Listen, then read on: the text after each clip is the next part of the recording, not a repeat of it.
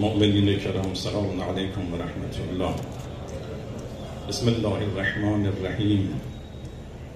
الحمد لله رب العالمین.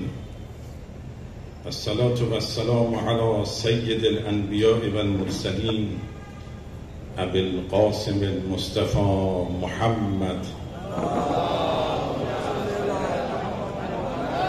وعلى اهل بیت الطیبین الطاهرین المعصومین واللعن الدائم على اعدائهم اجمعین من الآن الى قیام یوم الدین. انما یرید الله لیذهب عنکم الرجس اهل البیت و یطهرکم تطهیرا.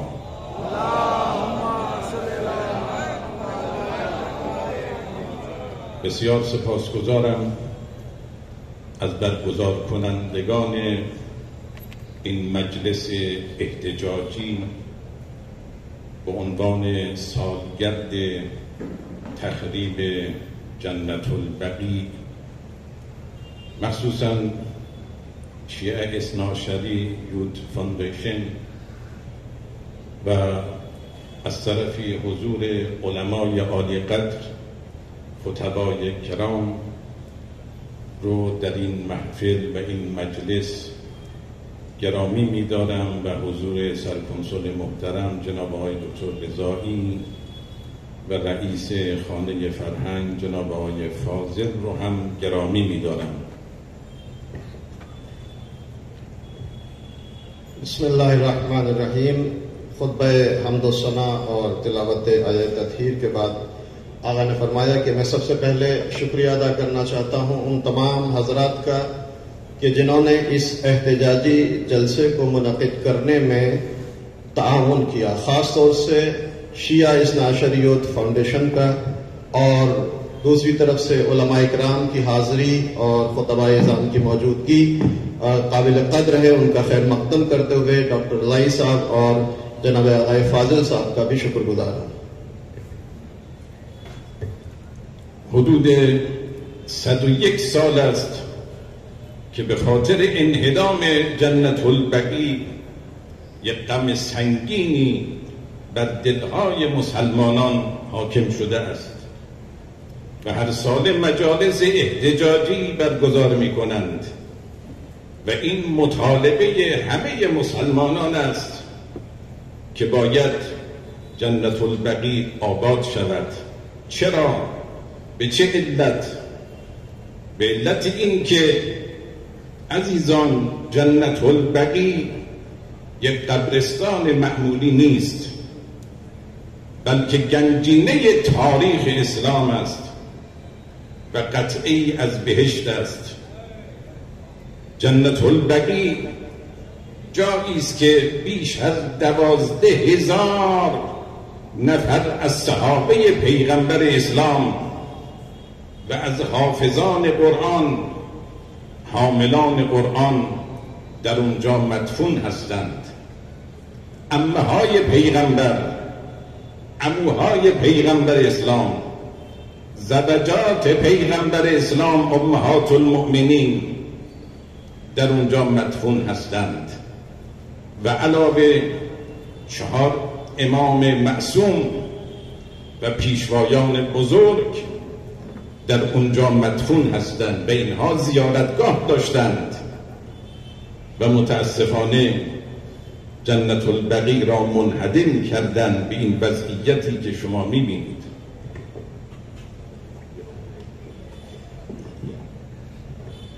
تقریباً 101 سال ہو گئے یہ عظیم مصیبت جنت البقیع کے انہدام کے سلسلے میں مسلمانوں پر ڈھائی گئی، اور آج تک اس کا غم تمام مسلمان اپنے دلوں میں محسوس کرتے ہیں.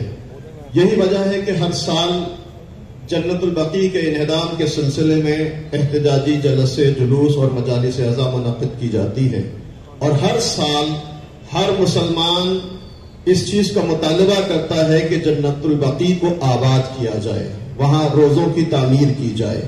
کیوں؟ آخر وجہ کیا ہے؟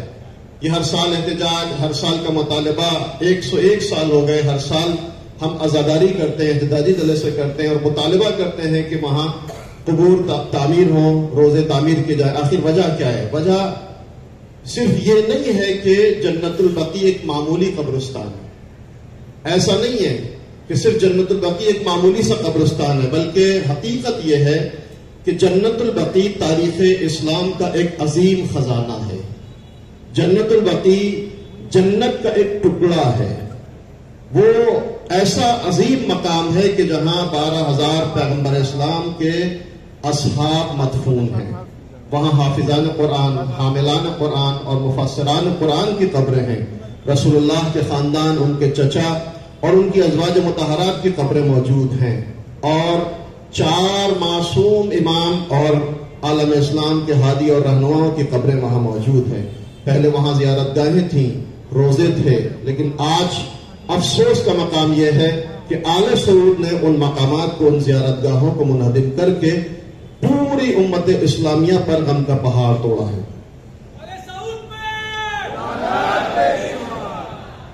अजीजान, तन्हा मसले जन्नतुल बकी हम नीस्त, बल्कि जरियान वहाबियत तमाम आसार पैगंबर इस्लाम و اهل بیت را در مکه و مدینه از بین بردند. تمام آثار را شما ببینید. شهدای احد اینها بارگاه داشتند، بخشی از اونها در جنت البقیع دفن بودند و در مکه همینطور آثار پیغمبر را، محل ولادت پیغمبر را، محل ولادت حضرت فاطمه زهرا سلام الله علیها که هر کدام آثارش بود، اینها از بین بردن. چرا؟ اینها تاریخ ماست. ما باید به شخصیت‌های بزرگ تاریخی در مرکز وحی افتخار بکنیم. اون کوچه بنی هاشم و حتی آثاری که در مکه بود الان شما ببینید در اطراف مسجد الحرام چه وضعیتی به وجود آمده است. از اون حالت طبیعی و دینی و تاریخی خودش این منطقه را تهی کردند. ये भी याद रखिएगा कि सिर्फ मसला जन्नतुल बकी का नहीं है, बल्कि ये जो सलफियत और वहाबियत है उसने तमाम पैगंबर इस्लाम और अहले बैत अलैहिस्सलाम के आसार को मिटाने की कोशिश की है। सिर्फ जन्नतुल बकी को मुनहदिम नहीं किया गया है, बल्कि तमाम आसार को खत्म करने की कोशिश की गई। शुहदाए अहद की कब्रों को खत्म करने की कोशिश की गई, जो एक हिस्सा जन्नतुल बकी में था। मक्के में आप देखें, मदीने में देखें, तमाम इस्लामी आसार को खत्म करना उनका मकसद था। आप पैगंबर इस्लाम की महल विलादत को उन्होंने खत्म कर दिया। जनाब फातिमा ज़हरा सलामुल्लाह अलैहा की विलादत के मकाम को उन्होंने खत्म कर दिया। क्यों? आखिर वजह क्या है, सबब क्या है? इनसे सवाल किया जाए। ये हमारी विरासत थी, ये हमारी तारीख थी, हमें इस पर इफ्तिखार था, लेकिन इसको क्यों खत्म किया गया? वो मकाम जो मरकज वही था, वो मोहल्ला जिसको मोहल्ले बनी हाशिम कहा जाता था, खाना काबा के अतराफ में हरम के तौसे के नाम पर उन्होंने तमाम आसार इस्लामी पैगंबर इस्लाम और अहले बैत अलैहिस्सलाम के आसार को खत्म करने की कोशिश की है, ताकि वो अपने इस मजमूम अमल से ये साबित करना चाहते हैं कि उनका इस्लाम और पैगंबर इस्लाम के आसार से कोई राबिता और रिश्ता नहीं है। در حالی که اگر شما به ریاض بروید میبینید که آل سعود برای پادشاهان سعودی که در گذشته از بین رفتند قبرهایی با سنگ مرمر ساختند. شما در موزه هایی که ایجاد کردند در دارالملک عبدالعزیز تمام لوازم شخصی او را اونجا محافظت کردند، حتی اتاق خواب او را و شمشیر و انگشتر و ساعت و لوازم زندگی او را به عنوان موزه محافظت کردند پادشاهان سعودی.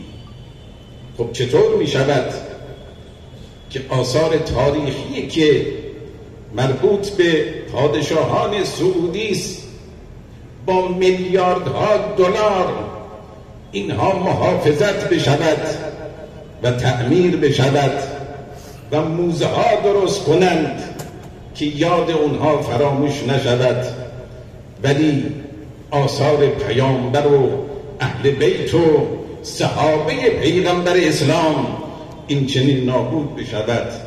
این انصاف است. این در حقیقت یک وظیفه بسیار مهمی است که باید این آثار دوباره احیا بشود.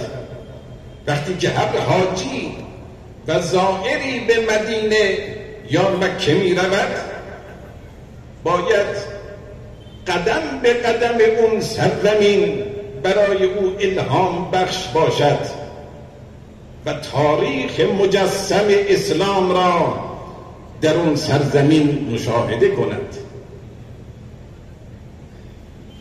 आप हजरात देख सकते हैं, मुशाहिदा कर सकते हैं कि अगर आप रियाज में जाएं जो सऊदी का कैपिटल है तो वहां आले सऊद और उनके अजदाद के जो बादशाह हैं उनके बड़े बड़े महल मौजूद हैं, उनकी कब्रें संगमरमर से बनी हुई उनकी कब्रें मौजूद हैं।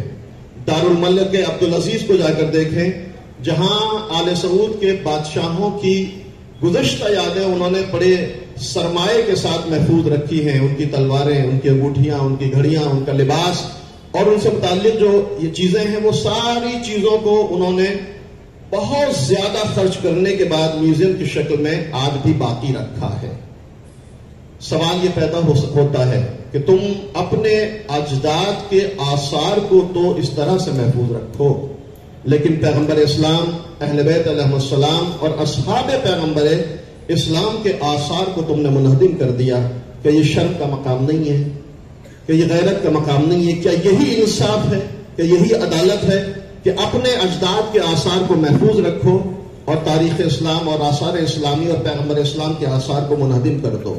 हर इंसान और हर मुसलमान का वजीफा और जिम्मेदारी है कि जन्नतुल बकी और आसार इस्लामी के एहया और उनको तामीर करने के लिए भरपूर कोशिश करे, ताकि जब कोई ज़ियारत करने वाला, तब कोई हाजी जब इस सरजमीन वही पर जाए तो उस सरजमीन से इल्हाम लेकर आए और आसार इस्लामी को अपनी आंखों से महसूस, अपनी आंखों से मुशाहिदा करके अपने वजूद में अपने बुजुर्गों के आसार की तजल्ली को महसूस करे।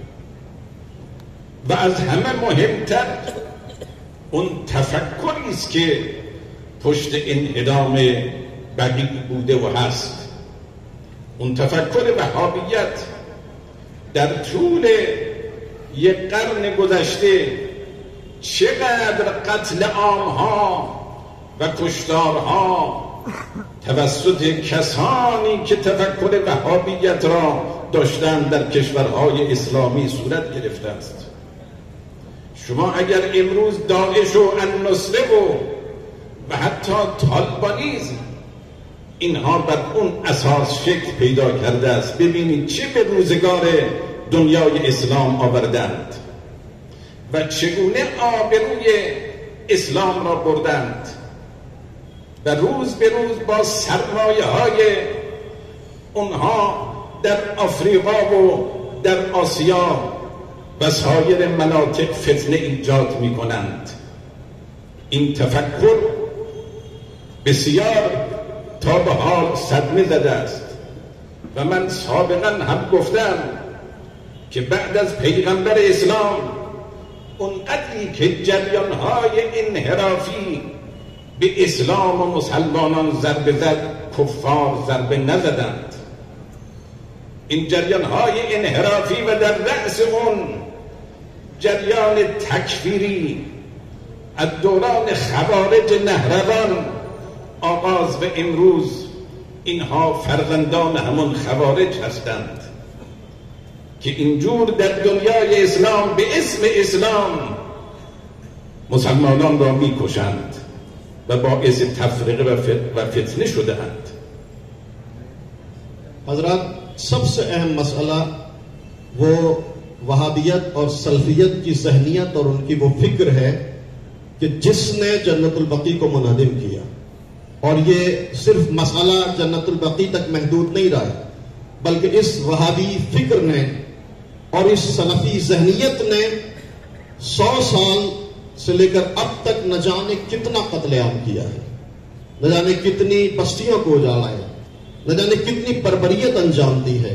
इस्लामी ममालिक और दूसरी जगहों पर आप देख सकते हैं उनकी बर्बरियत, उनकी वहशीगरी और उनके कत्लेआम को कितने मुसलमानों को उन्होंने तहदीक किया है। और इसी ज़हनियत और इसी फिक्र के नतीजे में ये मुख्तलिफ टेररिस्ट ग्रुप वजूद में आए, दाइश, अन्नुसरा, तालिबानिज़्म, ये सारी चीजें उसी वहाबी ज़हनियत के और उसी सल्फी ज़हनियत और फिक्र के नतीजे में वजूद में आई, और उन्होंने अपने अमल से इस्लाम के चेहरे को मस्क करने की भरपूर कोशिश की। इस्लाम के चेहरे के लिए बदनुमा दाग बने, इस्लाम की बदनामी का सबब बने। और इन्हीं ज़हनियत के लोगों के जिम्मेदारों ने अफ्रीका से लेकर एशिया तक तमाम इस्लामी ममालिक में फितना अंगेजियां की, और आज तक उनके फितने आलम इस्लाम के दामनगीर हैं। आज तक अब ये बात भी हकीकत है कि जितना नुकसान इस फिक्र ने, इस ज़हनियत ने आलम इस्लाम को पहुंचाया है, किसी और चीज ने नहीं पहुंचाया। आगे कह रहे कि मैं पहले भी अर्ज कर चुका हूं, अगर आप तारीख का मुतालिया करें, माजी को देखें, तो ये जो ज़हनियत और ये जो फिक्र है जो वहाबियत की शक्ल में मौजूद है, ये इसका वजूद बहुत पहले से आया। ये खवारिज के नहरवान के खवारिज को अगर देखें तो इसी फिक्र के मालिक थे और इसी ज़हनियत के हामिल थे जो मौला अली के मुकाबले में जंग नहरवान में आए थे। ये भी याद रखिएगा कि आलम इस्लाम को इतना नुकसान कुफ्फार की तरफ से नहीं पहुंचा है जितना नुकसान इस तरह के फिक्र और इस तरह की ज़हनियत के हामिल अफराद से पहुंचा है। आज भी ये खवारिज की औलादें हैं जो वहाबिज़्म और सलफियत की शक्ल में आलम इस्लाम को नुकसान पहुंचा रही हैं। و باید امروز اهل سنت دنیای اسلام در مطالبه نسبت به تعمیر جنت البقیع باید پیشگام باشند. جریان جنت البقیع صرفاً جریان شیعی نیست، بلکه یک جریان اسلامی است در مقابل یک جریان انحرافی، و باید اهل سنت هم در این زمینه مطالبه داشته باشند.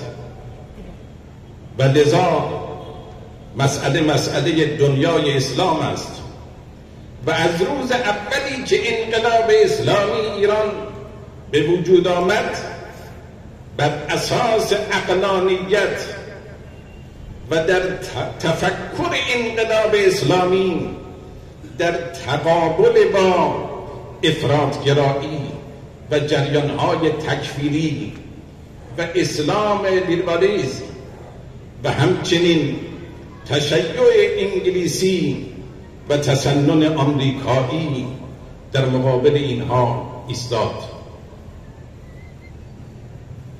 आज हमारा मुतालबा है अपने अहले सुन्नत भाइयों से, जहां भी रहने वाले हैं, जिस मुल्क में भी रहते हैं, उनसे हमारा मुतालबा है कि वो भी जन्नतुल बकी की तामीर के सिलसिले में पेश कदम हो। चूंकि जन्नतुल बकी सिर्फ शियों का मसला नहीं है, जन्नतुल बकी आलम इस्लाम का मसला है। जन्नतुल बकी पूरे आलम इस्लाम से ताल्लुक रखता है। लिहाजा बिरादरान अहले सुन्नत भी आए, पेश कदम हो, मुतालबा करें कि जन्नतुल बकी की तामीर की जाए। यही आदिलाना इस्लाम है, ये इफरातो तफरीद से दूरी वाला इस्लाम है।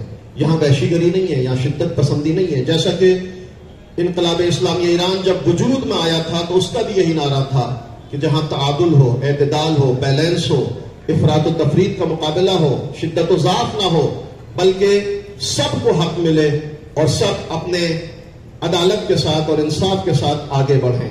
और इस्लामी इनकलाब इस्लामी ईरान ने शुरू से लेकर आज तक इसी परचम इंसाफ को बुलंद करने की कोशिश की है और आज भी हम इसी तरह का सबसे मुतालबा करते हैं। و اگر نقش جمهوری اسلامی در تقابل با داعش نبود، عزیزان، امروز نجف اشرف و کربلا و سامرا و کاظمین هم مقابر 6 امام در اونجا از بین رفته بود. اما جمهوری اسلامی ایران و شهید حاج قاسم سلیمانی بود که در مقابل این جریان داعش ایستاد و جلو تخریب عتبات عالیات و حرمهای اهل بیت را گرفت و همچنین در سوریه جلو تخریب حرم حضرت زینب سلام الله علیها را گرفتند. ईरानी इस्लामी इनकलाब आपके पेश नजर है, उसने हमेशा तामीरी काम अंजाम देने की कोशिश की। आज दाइश के वजूद को जो खतरा लाहक हुआ है वो इसी इनकलाबी नजरिए के नतीजे में लाहक हुआ है। आज अगर ईरान ना होता तो दाइश का वजूद खत्म ना होता। और ये बात अक्सर व बेशतर कही जाती है और हकीकत है कि ये खबीस तरीन ग्रोह, टेररिस्ट ग्रुप, इनका इरादा ये था कि नाउज़ुबिल्लाह करबला, नजफ, सामरा और तमाम मकामात मुक़द्दसा को खत्म कर दिया जाए। लेकिन फर्जंद इनकलाब शहीद कासिम सुलेमानी और उनके साथियों और उनके जानिसारों ने अपनी जान की बाजी और जान को कुर्बान देकर मकामात मुक़द्दसा की हिफाजत की है, करबला की हिफाजत की है, नजफ की हिफाजत की है, सामरा की हिफाजत की है। यहां तक कि सूरिया में जनाब ज़ैनब के हरम की, जनाब ज़ैनब के हरम और तमाम मकामात मुक़द्दसा की इन्हीं जियालों ने हिफाजत की है और दाइश जैसे खूंखार ग्रोह के पंजों से इन तमाम मकामात मुक़द्दसा को महफूज रखा है। این جمهوری اسلامی بود که هزاران شهید داد تا بتواند داعش را از بین ببرد و تنها جمهوری اسلامی بود که در مقابل این جریان‌های انحرافی ایستاد و توطئه آمریکایی در منطقه خنثی شد و امروز هم تنها جمهوری اسلامی هست که مدافع فلسطین و مردم مظلوم غزه هست. این یک مسئولیت شرعی است در حالی که ما هزینه می‌دهیم، شهید می‌دهیم، اما این پرچم دفاع از مظلومین و دفاع از حرمهای اهل بیت را همواره برافراشته نگه داشته است. ये जमहूरिया इस्लामिया ईरान ही था कि जिसने हजारों शहीद देकर दाइश के वजूद को खत्म किया और उस फिक्र को खत्म किया जो ये चाहती थी कि जन्नतुल बकी की तरह नाउज़ुबिल्लाह मकामात मुक़द्दसा को भी नुकसान पहुंचाया जाए।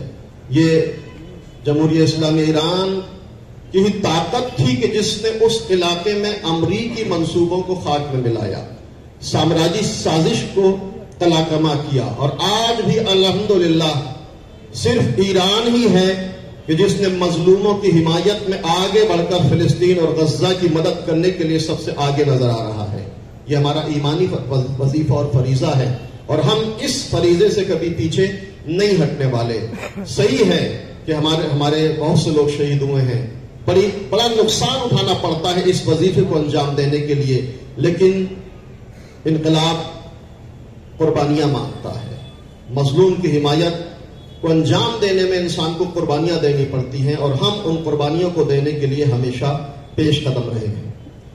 البته دولت عربستان سعودی در این سالهای اخیر از جریان وهابیت فاصله گرفته است و امیدواریم که اجازه بدند با کمک کشورهای اسلامی جنت البقیع ساخته بشود و در این زمینه مطالبه مسلمانان است و مطالبه مخصوصا جمهوری اسلامی ایران است که بتوانند بارگاهی در اونجا درست بکنند به شکل آبرومند و افتخاری برای مسلمانان باشد. ये नुक्ता भी काबिल गौर है कि आज सऊदी हुकूमत खुद इस वहाबी फिक्र से तंग आ चुकी है और उन्होंने सऊदी हुकूमत ने इस सलफियत और इस जहनियत से फासला इख्तियार किया है। लिहाजा हमें यह उम्मीद है कि कि इंशाअल्लाह तमाम इस्लामी ममालिक और तमाम आलम इस्लाम मिलकर सऊदी हुकूमत से मुतालिबा करेंगे कि जन्नतुल बकी की तामीर हो। तमाम मुसलमान मुतालिबा करें सऊदी हुकूमत से, और इस सिलसिले में हमेशा की तरह जमहूरियत इस्लामी ईरान भी पेश कदम होकर सऊदी हुकूमत से मुतालिबा करता है कि आइम्मा बकी के हरमों की तामीर हो, रोज़ाए मुक़द्दस वहां तामीर हो, ताकि मुसलमान वहां जाकर दूसरे ज़ियारतगाहों की तरह अपने आइम्मा और अहले क़ुबूर की ज़ियारत कर सकें। جمهوری اسلامی ایران عزیزان به دنبال تنش در منطقه نیست، به دنبال جنگ افروزی نیست، در حالی که مقتدر است علیرغم همه تحریم های 30 ساله جمهوری اسلامی ایران توانسته است قدرت و قوت خود را افزایش بدهد و امروز توان دفاع از خود و از کیان اسلامی را دارد، اما دنبال تنش نیست. ولی صبر جمهوری اسلامی هم بی نهایت نیست و اگر میبینید مقتدرانه ایران حمله کرد به سرزمین های اشغالی و رژیم صهیونیستی، به خاطر این بود که در 1 سال و 2 سال گذشته جمهوری اسلامی صبر کرد. جنایت هایی که اونها کردند، فرماندهان سپاه که مشاورانی بودند که به طور قانونی در سوریه بودند، اینها شهید شدند و نهایتاً برخلاف همه قوانین بین الملل به کنسولگری جمهوری اسلامی ایران در دمشق حمله کردند و دیپلمات ها و فرماندهان سپاه رو از بین بردند، شهید کردند. اینجا جمهوری اسلامی ایران نمیتواند ذلت بپذیرد، هیهات من الذلت. لذا اون حمله حیدری و حمله شجاعانه را انجام داد که درسی باشد برای رژیم صهیونیستی. ये बात काबिल गौर है और सब मुशाहिदा कर चुके हैं कि ईरान कभी भी इलाके में कोई फितना नहीं चाहता है। ईरान कोई जंग और तफरीका नहीं चाहता है अपने पड़ोसियों के साथ, दूसरे इस्लामी ममालिक के साथ। ईरान ने कभी भी कोई जंग नहीं चाहिए है। ईरान कोई तनिश और कोई फितना नहीं चाहता है। दर हाली के ईरान अल्हम्दुलिल्लाह आज मुक्तदिर है, ताकतवर है। तमाम तर साम्राज्यी कोशिशों के बावजूद, तमाम तर इक्तिसादी पाबंदियों के बावजूद आज अल्हम्दुलिल्लाह ईरान वो कुदरत और ताकत रखता है कि न सिर्फ अपना दिफा कर सकता है बल्कि दूसरों पर हमला भी कर सकता है। लेकिन उसके बावजूद भी कभी भी ईरान ने इलाके में जंग नहीं चाही है। लेकिन दुश्मन ये भी याद रखे कि हमारा सब्र भी महदूद है। हम हमेशा सब्र नहीं कर सकते। अगर हमको छेड़ा गया, हमको परेशान किया गया, तो फिर हम भी उसी तरह जवाब देंगे, जिसका एक सबूत अभी ईरान का इसराइल पर हमला है। आप महसूस कर सकते हैं, आप हालात पर आपकी नजर है कि तकरीबन 2 साल से मुसलसल ईरान को परेशान किया जा रहा है, मुसलसल उकसाया जा रहा था, मुसलसल जनरलों को, मुसलसल ईरान की बड़ी शख्सियतों को शहीद किया गया, जिनायतें अंजाम दी गई, लेकिन ईरान सब्र से काम ले रहा था। लेकिन आखिरकार दुश्मन ने ऐसी खयानत की जो तमाम तर कवानीन की मुखालिफत की है, और वो सूरिया में ईरानी कौंसलेट पर हमला, जिसमें डिप्लोमेट और जनरल शहीद किए गए हैं, ये ईरान के सब्र की इंतहा थी। और ईरान ने इस हमले के बाद इमाम हुसैन अलैहिस्सलाम की जिंदगी को मशअल राह बनाते हुए दुश्मन को यह बता दिया कि हम मौत तो बर्दाश्त कर सकते हैं, जिल्लत नहीं बर्दाश्त कर सकते। और जिसके नतीजे में अल्हम्दुलिल्लाह ईरान ने वो हैदरी हमला इजराइल और गासिब साहूनिज़्म पर अंजाम दिया, और ये पैगाम देने की कोशिश की है कि अगर हमको छेड़ा गया तो हम इससे भी ज्यादा ताकतवर हमला करने की कुदरत रखते हैं। وقتی که خبرنگار از وزیر خارجه انگلستان سوال می کند میگوید شما که حمله ایران را محکوم میکنید، اگر به کنسولگری انگلیس حمله بشود و بمباران بشود و تمام دیپلمات‌های شما در یک آن کشته بشوند، دولت انگلیس اینجا چه عکس‌العملی نشان خواهد داد؟ وزیر خارجه انگلیس میگوید ما با شدیدترین عمل مقابله میکنیم. خبرنگار میگوید خب ایران هم همین کار را کرده است، غیر از این کاری نکرده است. فبهت الذی کفر. एक सहाफी ने, एक खबरनिगार और जर्नलिस्ट ने बरतानिया ब्रिटेन के फॉरेन मिनिस्टर वजीर खारजा से ये सवाल किया कि अगर कोई बरतानिया के कॉन्सुलेट पर हमला करे तो तुम्हारा रिएक्शन क्या होगा, तुम्हारा अक्सुल अमल और रद्द अमल क्या होगा? तो उसने बगैर किसी ताखीर के जवाब दिया कि अगर कोई बरतानिया और ब्रिटिश के कॉन्सुलेट पर हमला करे तो हम शदीद तरीन हमला उस पर करेंगे। तो उस सहाफी ने भी फौरन पलट कर यह कहा कि ईरान ने भी तो यही काम अंजाम दिया है जो तुम अंजाम देने के लिए कह रहे हो, तो फिर ईरान की मुखालिफत इतनी ज्यादा क्यों करते हो?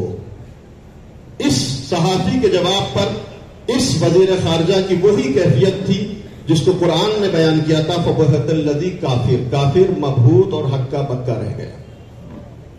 عزیزان، در 8 سال جنگ تحمیلی ما بیش از 300,000 شهید دادیم، بیش از 1 میلیون مجروح و معلول شدند.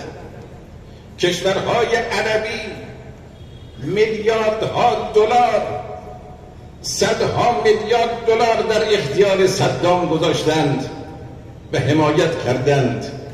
اما بعد از خاتمه جنگ جمهوری اسلامی ایران دنبال انتقام نبود، با اینها روابط دوستانه برقرار کرد، سعی صدر نشون داد و این باید یک درسی باشد. اون تحمل جمهوری اسلامی ایران، ولی در جایی که سرزمینش مورد حمله قرار بگیرد از طرف دشمنان، قطعاً جمهوری اسلامی کوتاه نمی آید و ما عزیزان به شهادت عادت کرده ایم. شهادت فرماندهان و رزمندگان اسلام ما را از راهی که انتخاب کرده ایم باز نمی دارد. ما پیرو مکتب شهادت و پیرو مکتب عاشورا هستیم. ما از شهادت نمی ترسیم، اما ذلت هم نمی پذیریم. हजरत ईरान ने 8 साल जंग में 1 लाख से ज्यादा शहीद और 10 लाख से ज्यादा जख्मी और मजरूह, ये सारी मुसीबतें बर्दाश्त की हैं।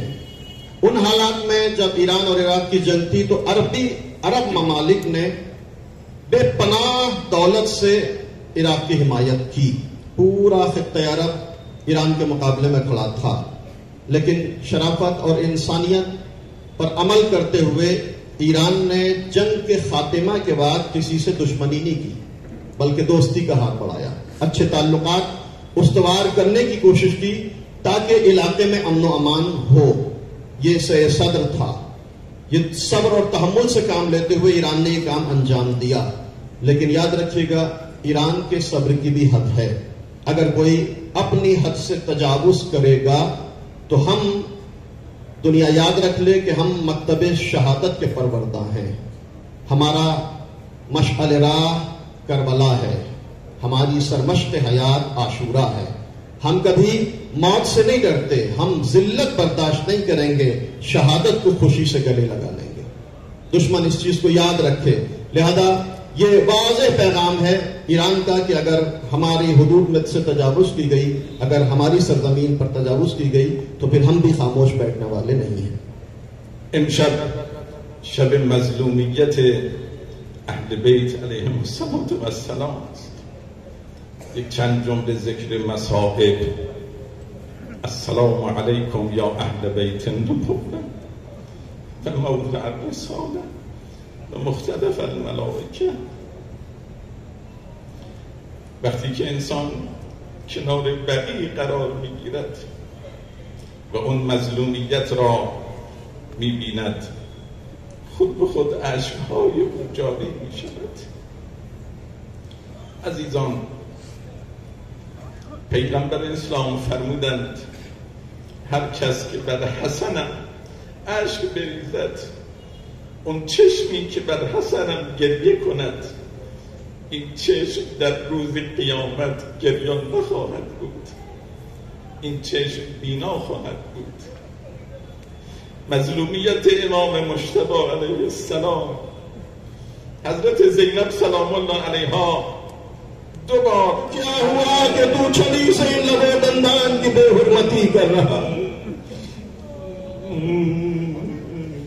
صبت علی مصائب لو انها صبت علی الایام سرنا لیالیا. مگر پیغمبر اسلام چند تا یادگار داشتن؟ تنها یادگار پیغمبر زهرا بود، سیدت نساء العالمین بود. از ابدین که امت اسلامی بعد از پیغمبر قدر او را بدانند، اما چه مصیبت هایی بر او وارد شد که وصیت کرد به امام علی علیه السلام: علی جان قصرنی بالله، کفنی بالله، دفنی بالله. تنها یادگار پیغمبر اسلام مظلومانه غریبانه در دل شب امیرالمؤمنین او را واصل داشت. اما اسما نقل می کند، میگه امیرالمؤمنین در حال غسل بدن زهرا بود. به یک مرتبه کناری رفت، سرش رو به دیوار گذاشت، های های گریه کرد در دلش، گویا دستش به بازوی ورم شده زهرا. آی غریم علی، مظلوم علی.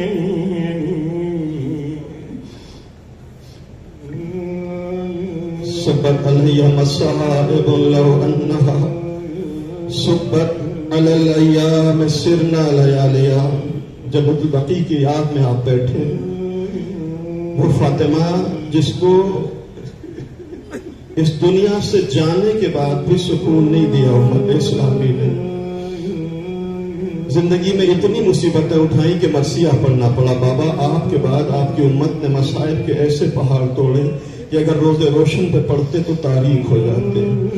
اے مسلمانوں، رسول کی کتنی اولاد تھی، رسول کی ایک تنہا بیٹی، اکلوتی بیٹی، رسول کی تنہا لخت جگر، جس کا احترام کرنا چاہیے تھا، اس کی تعظیم کرنی چاہیے تھی. لیکن اتنے مسائب، اتنے مسائب، اتنے مسائب کہ پیغمبر کے بعد دختر رسول مقصیہ پڑھ رہی ہے. اور ایک وقت وہ بھی آتا ہے کہ جب فاطمہ نے علی کو قریب بلایا، وصیت کرنا شروع کی: یا علی مجھے رات میں غسل دینا، یا علی رات میں کفن پہنانا، یا علی مجھے رات میں دفن کرنا. رسول کی اکلوتی بیٹی اتنے مظالم کہ رات میں غسل و کفن اور دفن کی وصیت کرنے پر مجبور ہو گئی. یہ لمحہ فکریہ ہے، یہ سوال کا مقام ہے کہ رسول کی اکلوتی بیٹی کو رات میں غسل و کفن کرنے کی وصیت کی ضرورت کیوں پیش آئی؟ حاضروں، یہ تو سمجھ میں آتا ہے کہ رات میں دفن کی وصیت کیوں کی. شہزادی نہیں چاہتی تھی کہ کچھ لوگ جنازے میں شریک ہوں، لیکن رات میں غسل و کفن کی وصیت کا فلسفہ اس وقت پتا چلا.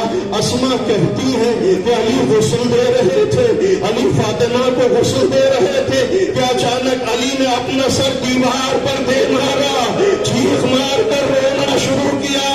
شاید علی کا ہاتھ فاطمہ کے ٹوٹے ہوئے پہلو پر پہنچا. اے فاطمہ، تم دنیا سے گزر گئی، علی کو پتا بھی نہ چلا کہ پہلو زخمی ہے.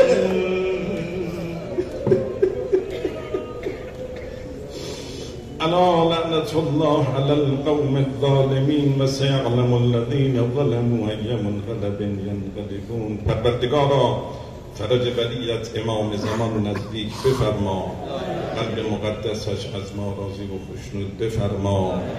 پروردگارا شر دشمنان را به خودشون برگردان.